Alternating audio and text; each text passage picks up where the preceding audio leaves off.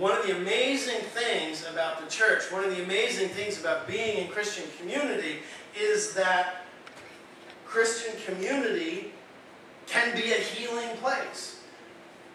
Friendship itself can be a healing thing for any and all of us. Even if we're pretty happy and pretty privileged, friendship, that loving attention where we're being led by the other person's state of mind and emotion and being responsive to it, has healing properties. And we know biochemically why this is true. But we also know that Jesus said the most important and most fundamental fact about God's redemption of the human race is love and forgiveness. God's decision to enter human history is a decision to be present, a decision to focus not on divine law, but on the human mess, and to be responsive to it in a human way. And the job of the church is to carry that on.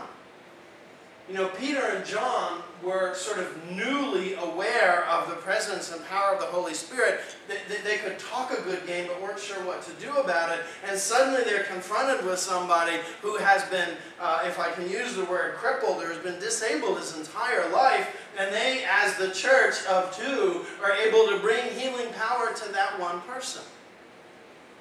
The friendship that existed between Jesus and the disciples was a place where they could together look at some difficult things. You know, particularly Peter's doubt, James and John's competitive arrogance. And in the context of that friendship, there can be healing. God has brought these kids to us, or us to them, partly because we can do something so simple.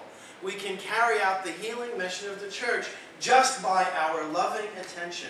You sit next to one of these kids who is not yours, or maybe one who is, and just having your arm around them, not, shut up, be quiet, it's church, quiet, shh. You know, letting them kind of be themselves a little bit, being responsive to them, bringing them up here and saying, hey, this part is for you, hearing a little bit of what they have to say, having breakfast with them downstairs, being here at the kids club. Just that amount of loving adult attention is already a healing force in their lives.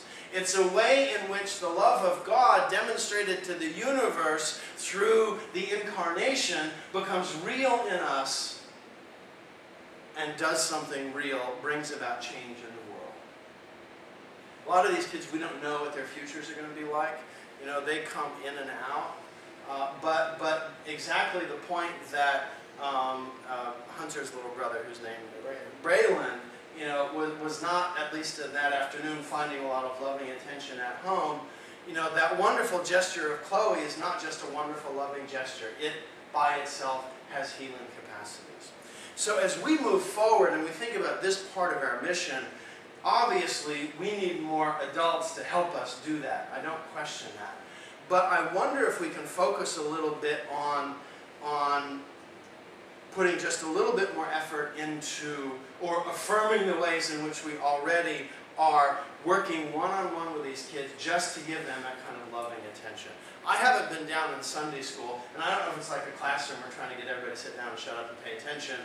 If we are, I think we need to work with a different model. And then every time we work with these kids, following their lead, being attentive to them rather than saying, hey, you guys need to be focused on me, the adult, that will help us maximize these kind of healing properties that the power of love and the power of adult attention has. It's not my intention to go in and start, you know, changing everything about Sunday school. That's not the kind of person I am, but I'd like us to think about this.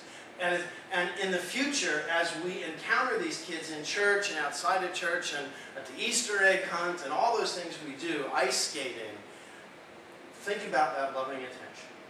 Think about your ability for 5 minutes or 10 minutes to kind of help that kid rewire their brain just a little bit. Help them feel through you the healing power of the love of God.